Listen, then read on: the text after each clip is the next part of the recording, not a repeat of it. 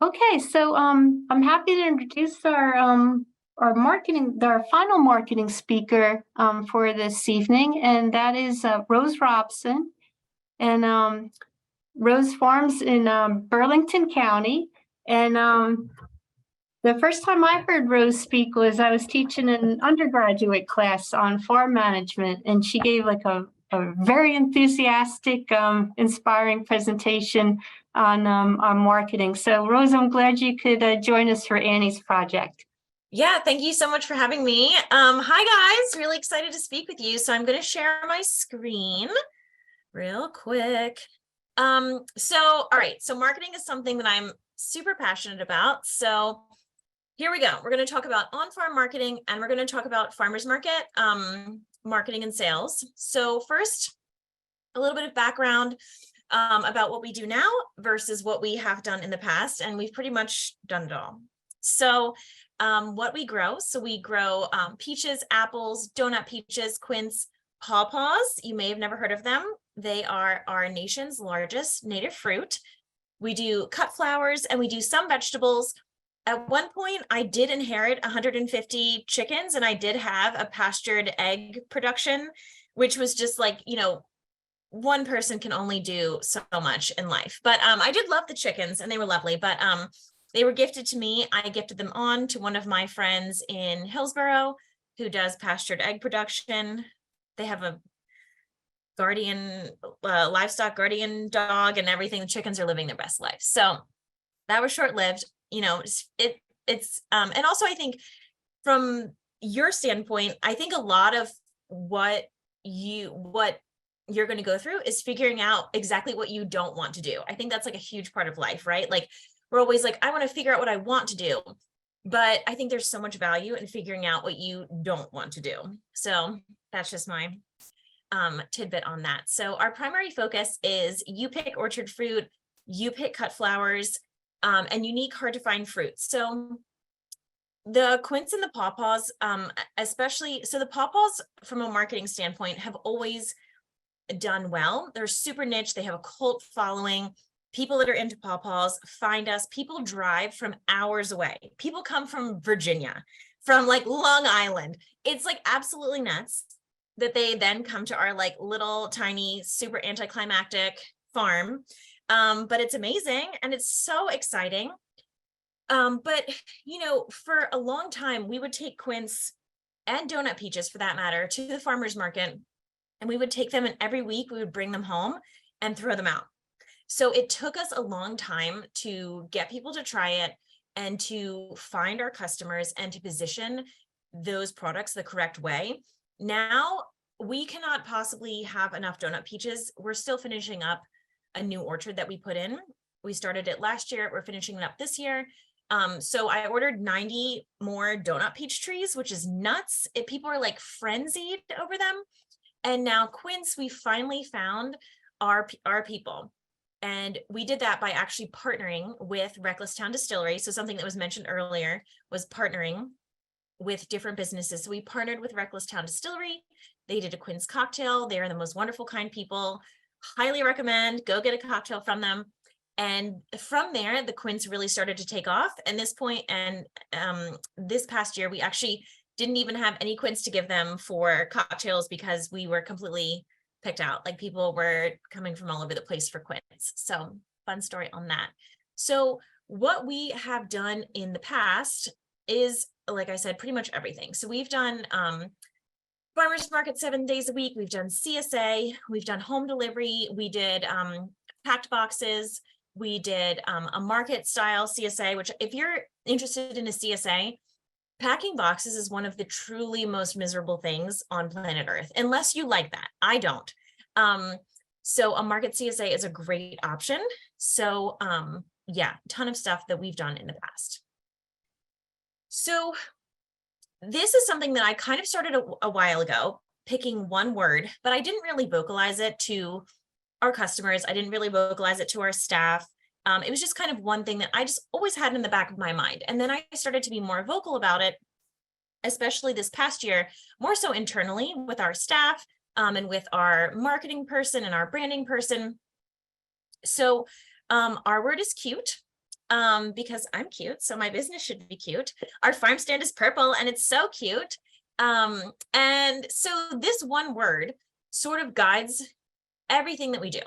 If I go to post a social media post and I have to think twice about, is it cute? Is it, some people in their business, some people are really advocates and they're going to like really just, give you a lot of information and really go after like trolls and misinformation and all that kind of stuff. And sometimes that gets heavy. Or you have people that are, really into like high-end products and like value-added products, and that's like their thing. But us, really, it's just cute. We have a small farm and a small farm stand. So whenever I go to post anything, send an email, products that we stock in our farm stand, how we display our signage, like how we decorate inside our farm stand, anything, if it doesn't align with the word cute, it's gone. Our merchandise, even like our t-shirts and stuff. Yeah, if it's not cute, it's out. So I gave a few examples of some other farms in the area and highly recommend all of these farms also have a you pick aspect to them. So Strawberry Hill, awesome. Classic would be their word. They are classic farm, beautiful white farmhouse, red buildings, classic farm. Johnson's Locust Hall, in beautiful infrastructure, super duper like old farm that they just renovated. It's stunning. They have really high-end products. You go there, it is a more expensive trip. That's totally fine. Luxury's their word. That is so aligned with what they have going on, and they should be charging at a luxury price point because that's their vibe, right? It's interesting. So Strawberry Hill, Johnson's, and us are within a very close radius of each other, a few miles. So it's funny how people that are going to Strawberry Hill, they're going for truly like you pick. He doesn't have any fruit picked. All he has is fruit. He has a few things in the farm stand like honey, jam, and I think canned tomatoes. But other than that, nothing. And he doesn't have any fruit picked at all. And then you have us that has some like fun value added products, cocktail mixers, some stuff in the farm stand. We have picked fruit, so you don't have to go out and pick. We have some vegetables. We have the you pick cut flowers. So we're in the middle, and we're also in the middle in price point.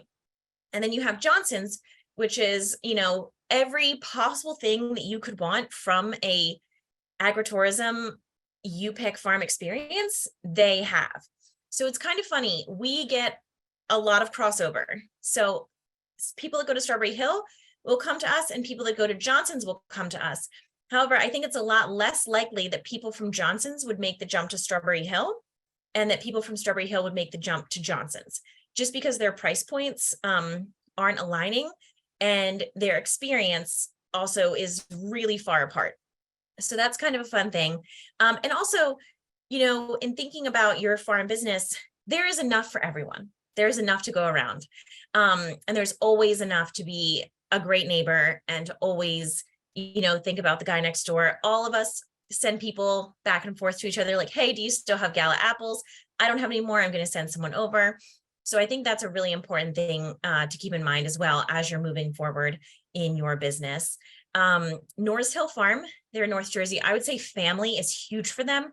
Their family is very is a focal point in a lot of their social media and their marketing. I think that's huge. They attract a ton of families. And then Windy Brow Farm, one of my great friends, Jake, he's amazing. He's their son. He does artisanal bread and ice cream. It's amazing. They have some really incredible coffee as well. And they have really cool apple varieties, kind of like us. They have a lot of like antique, harder to find, older apple varieties. So I would definitely put his word as gourmet. So just something to think about. That is your homework, is to think about your word, and no cheating, only one word. Okay. Next. All right. So the farmer's market. So I can't even see my screen because this thing's in the way, but all right. So one big thing, and I think this happens a lot, like, right, we're farmers, we're tired. Like we woke up early. It's hot out. Like we're exhausted. And sometimes I am super guilty of this. Like, I'm like, I didn't print out the signs. And I'm like, there comes a time where you're like, just sell it, just do it, you know. But we try to have coordinating signage that has our logo on it. So we make all of our signage in Canva. We've done a few different things over the years, but at this point, we're making all of our signage in Canva with the same font, same color palettes, sort of. We changed the color palette from peaches to apples. Pawpaw has their own color palette. Quince has their own color palette. But it's also, it's everything succinct from the farmer's market to the farm. And our signage also has a little bit of a call to action at the farmer's market. We see the farmer's market as a way to bring customers to our farm. That is the end goal. Not leaving the farm is the end goal. After years of loading the truck, unloading the truck, setting up, loading the truck, unloading the truck, it is so exhausting. And like now I'm old, but when I started, I was so young and I was like just throwing stuff up there and I felt great. Now I need a chiropractor. So, yeah, so that's that on that. So our signage is also a call to action. We have a blurb at the bottom of all of our farmers market signage that says, we also do like you pick, it says something about like, we also do you pick peaches, come join us Thursday, Friday, Saturday, Sunday, these hours, and our logo. And then at the farm, it just has like a blurb that says, thank you so much for visiting our farm, yada, yada, yada. Also, speaking of that, I'm just going to interject this. We're only open Thursday, Friday, Saturday, Sunday. It's amazing. It is amazing. And it just goes to show you do not need to be open 7 days a week. You don't need to kill yourself. And you know, people will figure it out and people will come to the hours in which you have, is kind of my feeling. So yeah, you don't need to be open 7 days a week. So circling back. All right, simple table covering. So I know everyone's out there with like the red and white check tablecloths. I know it's really tempting, right? And fine, maybe if your word is like rustic or I don't know, rustic, fine. That's all I have right now, but fine.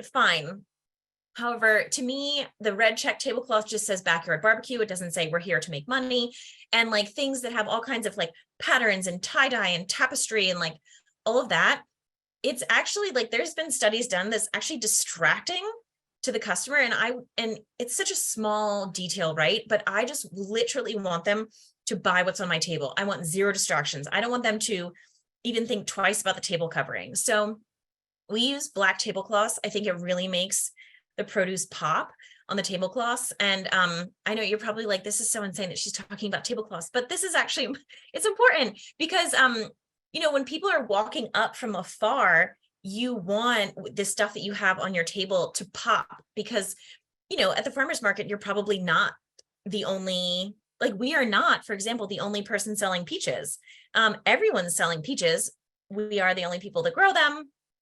It's a sticky subject, but the market does allow the other vendors to buy in peaches, which is totally fine.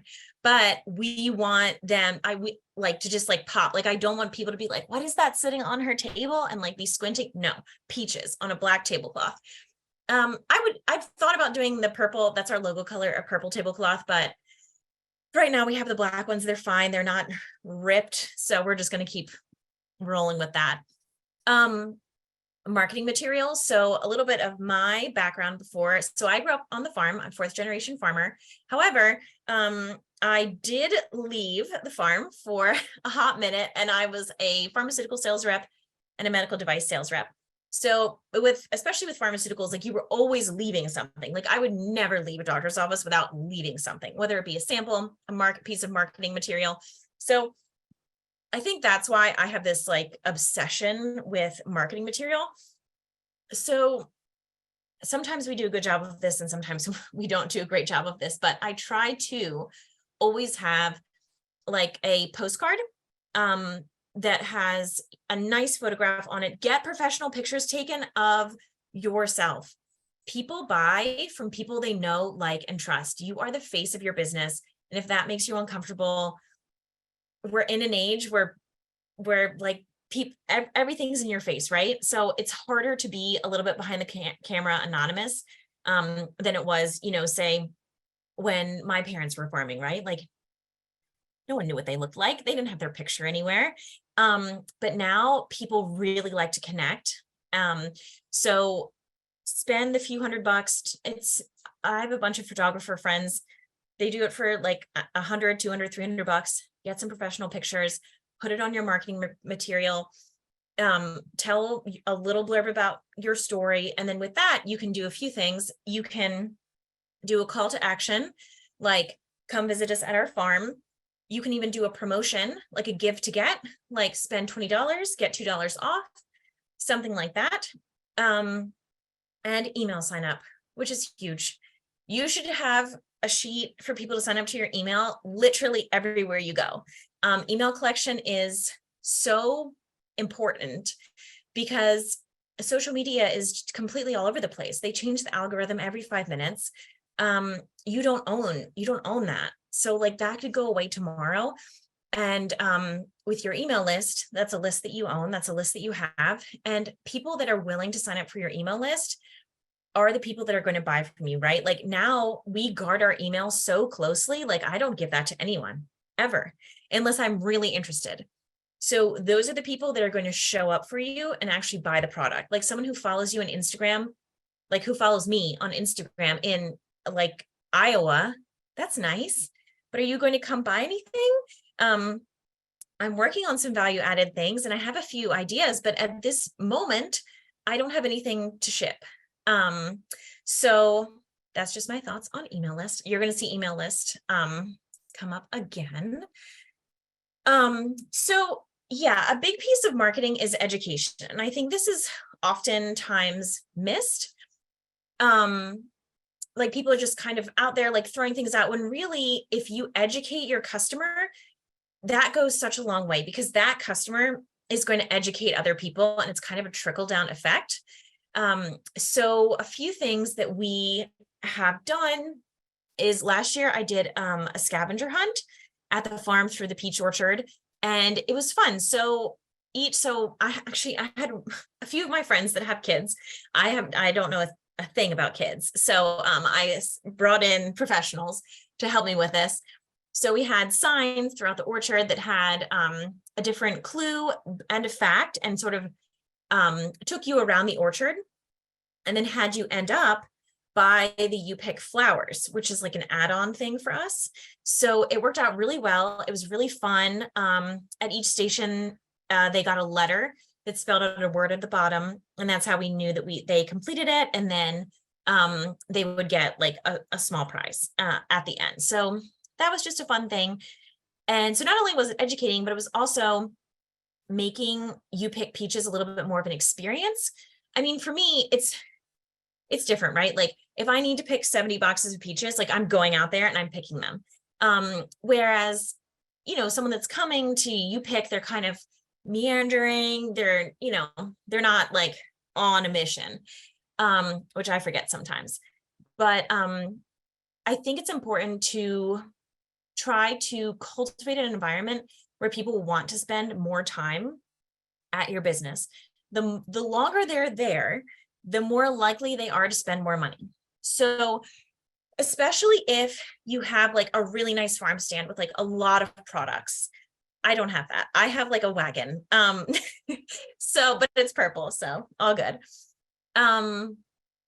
Or if you have like different, so we're kind of just doing like the You Pick peaches, the You Pick apples, the You Pick flowers. But if you have multiple things, like you have You Pick peaches and you have a petting zoo and you have a splash pad or something like that, you want to sort of be filtering people through those different activities and spending more time and more money.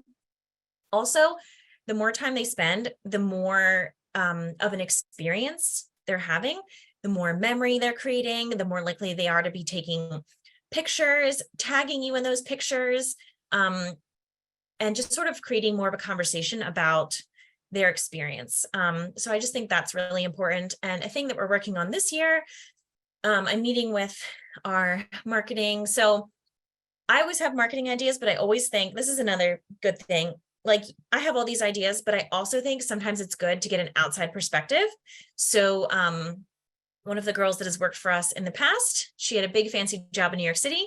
quit her job in 2020, said, I'm not working in New York City anymore, came to work for us on the farm for 2 years. And then she had to go back to New York City and get a quote unquote real job again, because her parents were just like, what are you doing? So her and I are meeting on Friday to go over some things. I always think it's important to get an outside perspective, because sometimes you're so in the tunnel that you're missing things that are very obvious to other people that can really create a better experience. So we're working on some infographic things and some like handout takeaway kind of things about the farm as well. Farm stands purple. Yeah, I just wanted it to not be red, right? Because how many red farm barns are out there, right? So, and if you Google us, it'll pop up and it'll say, do you mean the purple farm stand? And that just makes me so proud. Value added products, we're sort of working on getting into that. We don't do any of that now. We get a bunch of stuff from fair.com, FAIRE.com, and it's all small producers all over the US. We do a lot of cocktail mixers and like teas. So everything during peach season is peach themed. Everything during apple season is apple themed. So we also do this cool thing to build our email list at the farm, a give to get. If you give your email list, you get this thing called a peach pass, and it gives you 10% off. Just the you pick, it gives you 10% off the you pick every time that you come, and it's good for apple season as well. And that gets like a ton of people to sign up for the email list. So just a fun thing, a gift to get.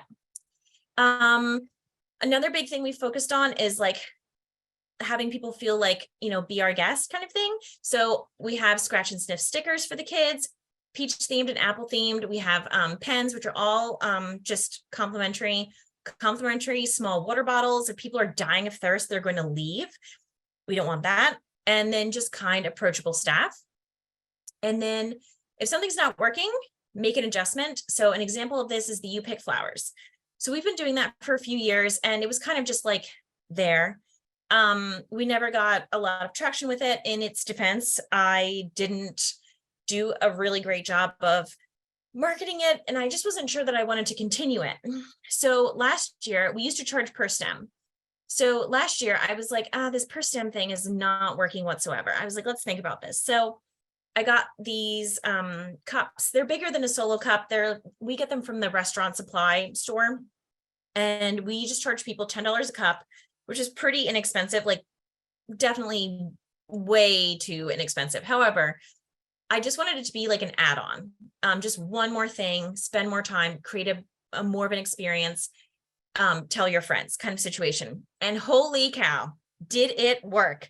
So one weekend we had, actually it was during the week, we had a group of ladies. So our farm backs up to the military base. We had a group of ladies come, they had a great time. They all picked flowers. And then that weekend we ran out of cups 3 times in these massive sleeves. One of the women had posted on her Facebook about it, and everyone that kept coming kept saying, oh, my neighbor put this on Facebook. Oh, my neighbor put this on Facebook. And so this woman started coming every week, and each week she was bringing a different friend with her. And I said, hey, I think it was you that posted that. I just want to say thank you so much. And she was like, oh my gosh. She's like, are you kidding? She's like, I'm obsessed. And not just her, but it became a thing where tons of people would come every single week to pick flowers again. And yeah, it's $10. That's nothing, but they're not just doing the flowers while they're there, right? Like they're buying other stuff and doing other stuff. So mission accomplished on that one. And that's it. I did it. Comments, questions, and thoughts, if you have any. Actually, I have a quick question about the table coverings. I know you said black. So wait, I just want to say, anytime I say that in a presentation, someone brings that up. That's like a hot topic. I'm just wondering, like, black versus like a plain ass like white. Like, does the black make everything pop more? Is the white better for, like, you know, presenting things better? I don't know.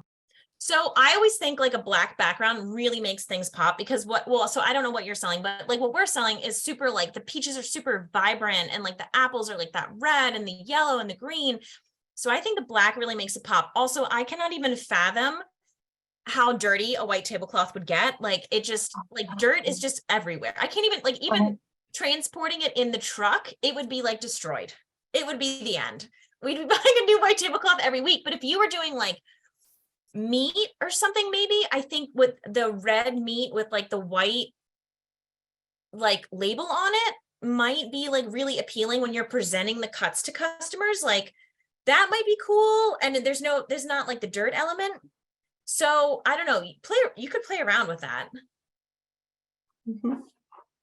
Here we had a comment from Ashley in the chat. Tell me you. more about those 7 a.m. cocktails. Are you Oh, selling yeah. just the produce or any other part of those? Okay, so the 7 a.m. cocktails, so goes to a few things. So first of all, I really enjoy a cocktail, and I mean, don't we all? So number one. Number two, I realized that I wasn't doing a very good job of showing myself and my personality, and I was like, ew, I don't want to do that. Like, I don't really want to do this, but I will do this. So it just kind of started out as like a funny thing and a joke. And it also started out as a way to support our neighbors and our friends at Reckless Town Distillery when their distillery first opened. So I just think it is, and it's not like I have a crazy big following, because I truly don't try and I don't like social media. That's why I'm such an advocate of the email list. But you know, they had just opened, and I think it's just so important to do what you can to support your neighbor in any way that you possibly can. So it was just a fun way to support our friends that started a new business and also promote some of our products, also have a little fun. And please, it's like the highlight of the staff's week. We drink at 7 a.m. It's just a great time. So it was like all around morale boosting. It was like an all around fun thing. Okay. And we had one more question from Meg. How honest is too honest when you're presenting yourself on social media? So that has to do with you and your words. So I am often tempted, right? Because farming is freaking hard, right? It's hard. And a lot of times it's like heartbreaking and sad. And you're like, I was about to use the F word, but I'll refrain. You're like, like, so like last spring, for example, a good example. So we lost about 60% of our peach crop and about 50% of our apple crop because of a frost. And I just don't think the general public has any freaking clue about, like, you can do everything right in farming. You can market, you can have a great product, you can be such a talented grower, and you can lose everything in one cold night. Like, I just don't think that registers to people. And I was very tempted to talk about that. And then I was like, is that cute? No. And that is just a stance that I've taken. I don't think there's anything wrong at all with being honest. And a lot of people really are, but that's their direction. Not to say that we wouldn't veer that way, but that just doesn't align with what the direction that we're going. So that's just not something that I tackle. Also, that sort of comes from my background in sales. Like, we were always taught, like, never, ever, ever, ever, like, no matter what, you're going to say that you're fantastic and that you had a great day, because people have their own problems, right? So they don't, honestly, no one wants to hear about your problems. Truly, they don't, right? Like, do we want to hear about other people's problems? Like, personally, no, not really. Like, I have my own problems. I lost 60% of my peach crop, right? Like, how am I paying my bills? So that's personally why I don't. But I do think advocating, educating is important. We do that more one-on-one at the farm. Like, we say, oh, you know, we lost 60% of the crop. Like, if someone's complaining there aren't a lot of peaches, we'll educate there personally, not out on the internet. So that's just your comfort level. Thank you very much, Rose. Thank you. Thanks, Thank guys. you.